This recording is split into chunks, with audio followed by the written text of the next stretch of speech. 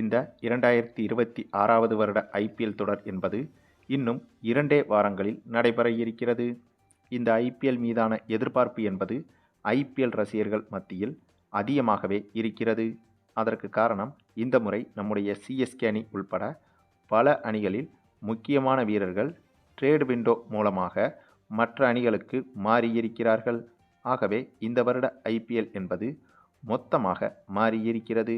அதுவும் உதாரணத்திற்கு நம்முடைய சிஎஸ்கே அணியை எடுத்துக்கொண்டால் கூட, சிஎஸ்கே அணியின் முக்கிய நபராக இருந்த நம்முடைய ரவீந்திர ஜடேஜா இந்த சீசனில் ராஜஸ்தான் அணிக்கு சென்று விட்டார். அதே போல ராஜஸ்தான் அணியின் கேப்டனாக இருந்த சஞ்சு சாம்சனோ சிஎஸ்கே அணிக்கு வந்துவிட்டார். இதுபோல ஒவ்வொரு அணிகளிலும் முக்கியமான வீரர்கள் மாற்றப்பட்டிருக்கிறார்கள். ஆகவே இந்த வருட ஐபிஎல்லில் ஒவ்வொரு அணியும் மோதும்போது, குறிப்பாக சம்பந்தப்பட்ட அணியிலிருந்து வேறு ஒரு அணிக்கு சென்ற வீரர்கள் அதே அணியை எதிர்கொள்ளும் போது அந்த போட்டி மீதான எதிர்பார்ப்பு என்பது எந்த அளவுக்கு இருக்கும் என்பதை வார்த்தைகளால் விவரிக்க முடியாது. அதிலும் குறிப்பாக இதே சினாரியோ இருக்கும் போட்டிதான் சிஎஸ்கே அணியும் ராஜஸ்தான் அணியும் மோதும் போட்டி. இந்த போட்டியை பொறுத்தவரையில் சிஎஸ்கே அணியில் இருந்து வெளியேறிய ஜடேஜா கண்டிப்பாக சிஎஸ்கே அணிக்கு எதிராக வெறித்தனமான பெர்ஃபார்மன்ஸை வெளிப்படுத்தியே ஆக வேண்டும் என்ற கட்டாயத்தில் முழு மூச்சோடு விளையாடுவார். இதே மனநிலைதான் சஞ்சு சாம்சனுக்கும் இருக்கும். அதுவும் ராஜஸ்தான் அணிக்கு கூடுதல் பலமாக 14 வயது சிறுவன் சூரியவன்சியும் இருக்கிறார். இவருடைய அதிரடி என்பது கண்ணு மூக்கு தெரியாமல் காட்டுத்தனமாக இருக்கும். ஆகவே சூரியவன்சியின் அதிரடி, யாஸ்வி ஜெய்ஸ்வாலின் ருத்ரதாண்டவ பேட்டிங் மற்றும் நம்முடைய ரவீந்திர ஜடேஜாவின் கேப்டன்சி என்ற இந்த மூன்றும் சிஎஸ்கே அணிக்கு கடும் சவாலாக இருக்கப் போகிறது. ஆகவே இதே போலத்தான் மற்ற அணிகளிலும் சம்பந்தப்பட்ட வீரர்கள் வேறு ஒரு அணிக்கு மாற்றப்பட்டிருக்கிறார்கள். ஆகவே இப்படி மாற்றப்பட்டிருக்கும் அந்தந்த அணிகள் மோதும்போது கடந்த சீசனில் விளையாடிய அணியை எதிர்த்து தான் இந்த சீசனில் விளையாட வேண்டிய கட்டாயத்திற்கு முக்கியமான வீரர்கள் தள்ளப்பட்டிருக்கிறார்கள். ஆகவே இப்படிப்பட்ட எதிர்பார்ப்புகளுக்கு மத்தியில்தான் இந்த வருட ஐபிஎல் தொடங்க இருக்கும் போது தற்போது முக்கியமான அதிர்ச்சிகரமான செய்தி ஒன்று வெளியாகி இருக்கிறது. அது என்னன்னா, நம்முடைய ஹார்திக் பாண்டியா அதிரடியாக இப்போது கைது செய்யப்பட்டிருக்கிறார் என்ற தகவல்தான் அது. அதுவும் நடக்கப் போகின்ற ஐபிஎல்லில் ஹார்திக் பாண்டியாவின் பங்களிப்பு என்பது இந்த ஒட்டுமொத்த ஐபிஎல் தொடரின் எதிர்பார்ப்பை மேலும் அதிகரிக்கும். ஏனென்றால் மும்பை அணியின் சிறந்த கேப்டனாக இருந்த ரோஹித் சர்மாவுக்கு மாற்றாக ஹார்திக் பாண்டியா தான் கேப்டனாக விளையாடி வருகிறார். இதுவே சர்ச்சையாக கடந்த சில வருடங்களாகவே இருந்து வருகிறது.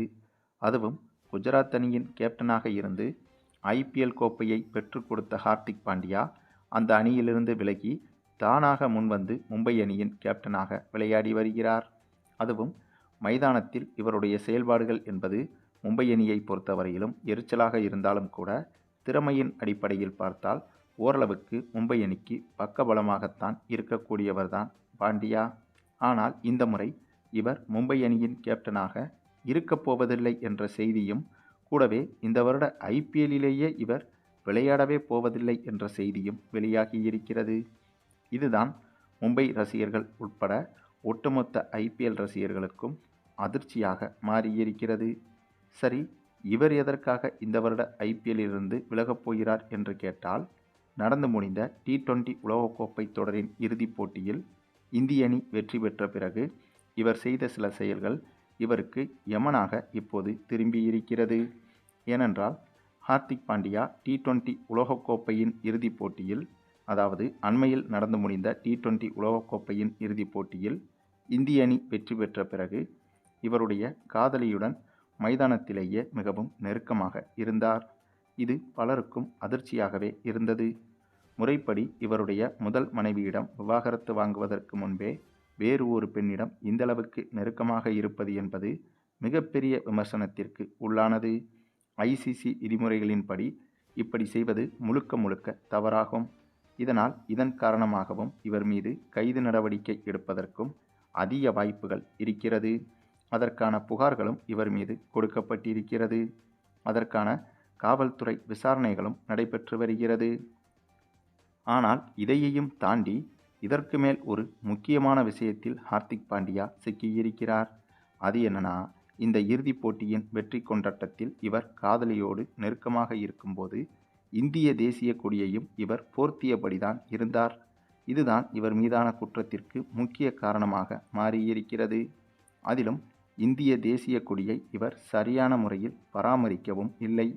தோளில் போர்த்தியபடி காதலியுடன் கண்ட இடங்களில் உட்காருவது, நெருக்கமாக இருப்பது என இவர் செய்யும்போது தேசிய கொடி தரையில் விழுவதும் இவர்களது காலில் படுவதுமாக இருந்தது.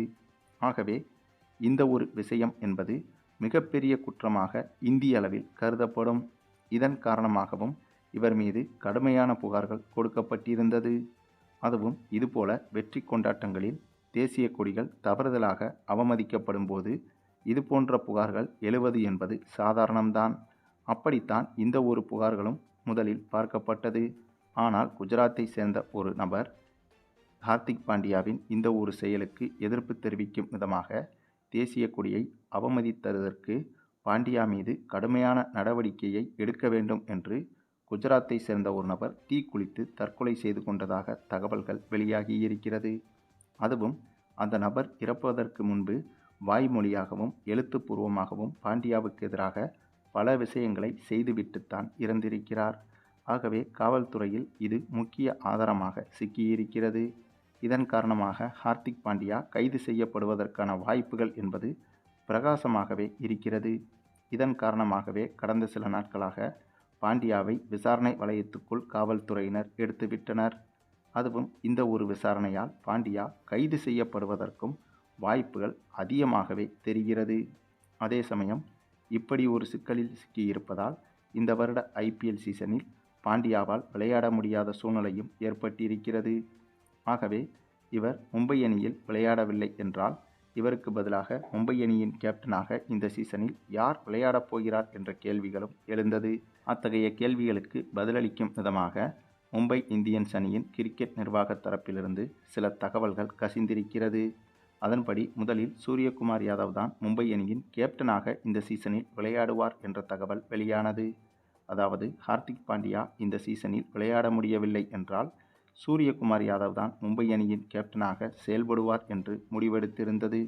பின்னர் சிறிது நேரத்திலேயே அந்த முடிவை மாற்றி மீண்டும் மும்பை அணியின் கேப்டனாக ரோஹித் சர்மாவையே நியமிக்கலாம் என்ற முடிவை மும்பை அணி கிரிக்கெட் நிர்வாகம் எடுத்துள்ளது. ஆகவே இந்த முடிவுதான் ஐபிஎல் ரசிகர்களுக்கு சர்ப்ரைஸாகவும் அதிர்ச்சியாகவும் மாறியிருக்கிறது.